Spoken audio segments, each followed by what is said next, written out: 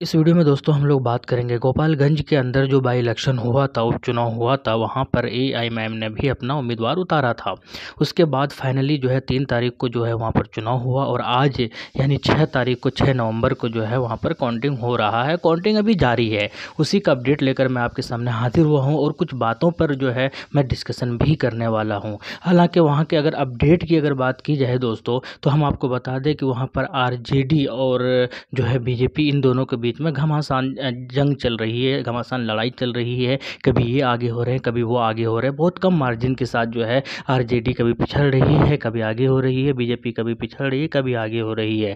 लेकिन हम बात करेंगे एआईएमआईएम पार्टी की, ऑल इंडिया मजलिस इत्तेहादुल मुस्लिमीन की। अब्दुल सलाम यानी मुखिया असलम को वहाँ से उम्मीदवार बनाया था दोस्तों। और ये वीडियो हालांकि मेरा मन नहीं कर रहा था बनाने का, उसके कई सारे रीज़न है। उनमें से एक रीज़न ये भी है कि बहुत अच्छा परफॉर्मेंस हो नहीं रहा है, इस वजह से मन नहीं कर रहा था। लेकिन बहुत सारे लोगों के डिमांड की वजह से कुछ अपडेट दे दीजिए, कुछ अपडेट दे दीजिए, उसी की बिना पर जो है मैं वीडियो बनाने की कोशिश कर रहा हूँ। हालांकि अभी अगर इस वक्त मैं वीडियो बना रहा हूँ, उस वक्त की अगर ताज़ा अपडेट की अगर बात बता दी जाए तो अब्दुल सलाम साहब जो कि एमआईएम के प्रत्याशी और उम्मीदवार हैं गोपालगंज से, एमआईएम ने जिनको मैदान के अंदर उतारा है, वो अभी चौथे पोजीशन पर है, चौथे मकाम पर चल रहे हैं। जहाँ पर आरजेडी और बीजेपी का दसियों हज़ार वोट पार कर गए हैं, वहीं पर जो है अब्दुल सलाम साहब जो है मात्र 326 यानी कि 500 भी वोट ला नहीं पा रहे हैं, लाए नहीं अभी तक। हालांकि काउंटिंग जारी है, कुल कितने वोट आएंगे ये तो खैर बाद में बात करेंगे। लेकिन हम बात करेंगे चौथे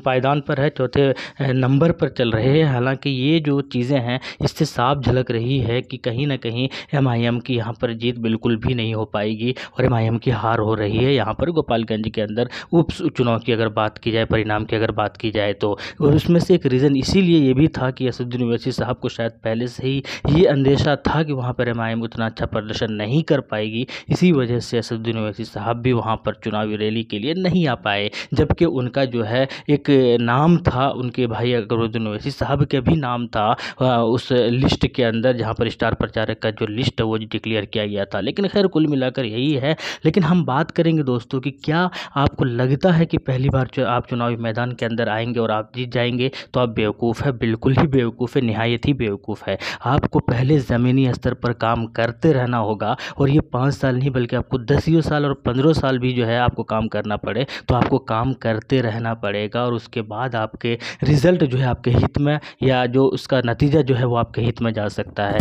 अब बिहार की अगर बात की जाए तो बिहार के अंदर जो है जब चुनाव हुआ वहाँ पर 2020 के अंदर तो 5 सीटें जीत हासिल हुई सीमांचल के अंदर। लेकिन उसके बाद जब रिज़ल्ट ख़त्म हुए, वहाँ पर लोग शपथ ग्रहण भी कर लिया, चीज़ें हुई, तो उसके बाद कहाँ काम हुआ।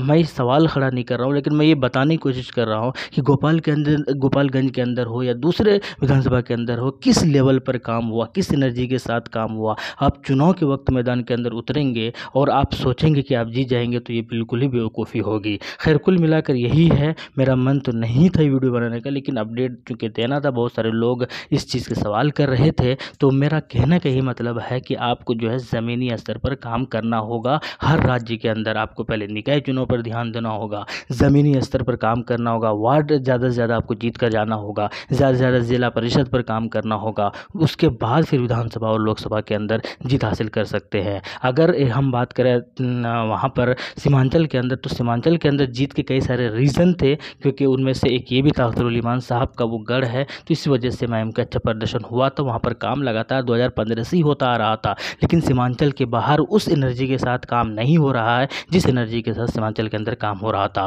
खैर कुल मिलाकर बात यही कहना चाहूँगा एक अंत में और लास्ट में कि एमआईएम की जीत यहाँ से बहुत ही मुश्किल नज़र आ रही है। मुझे नहीं लगता कि यहाँ से जीत हो पाएगी। और अब ये देखना बड़ा इंटरेस्टिंग होगा कि कितने वोट टोटल लेकर आते हैं और कितने नंबर पर रहते हैं, कितना परसेंटेज हासिल करते हैं, तो खैर आने वाले वक्त में ही पता चलेगा। लेकिन जीत जो है वो बहुत ही मुश्किल है, बल्कि हो सकता है जीत जाए, हम नामुमकिन नहीं कह रहे हैं, लेकिन मुश्किल नज़र आ रहा है। और वहाँ पर जीत जो है या तो बीजेपी या फिर आरजेडी, दोनों में से किसी की जीत हो रही है गोपालगंज के अंदर भी। और मोकामा के अंदर तो खैर एमआईएम ने अपना उम्मीदवार उतारा ही नहीं था। आपके क्या कहना है? हालांकि गुजरात के अंदर ये अच्छी जीत हासिल कर सकती है, क्योंकि एक वहाँ का एक अलग जो है समीकरण है, वहाँ का एक अलग इक्वेशन है, वहाँ का एक अलग परफॉर्मेंस भी है और वहाँ पर लगातार मेहनत भी हो रही है कुछ सीटों पर, इसीलिए असदुद्दीन ओवैसी सब बार बार जा भी रहे हैं वहाँ पर। आपका क्या कहना है कमेंट सेक्शन में बताइएगा। मैं ये नहीं कहूँगा कि लड़ना नहीं चाहिए था, लड़ना चाहिए और बार बार लड़ना चाहिए। जितना लड़ेंगे उतना ही ज़्यादा नाम होगा। होगा उतना ही ज़्यादा काम होगा और उसके बाद जीत हासिल होगी। तो इसलिए लड़ने का जो फैसला है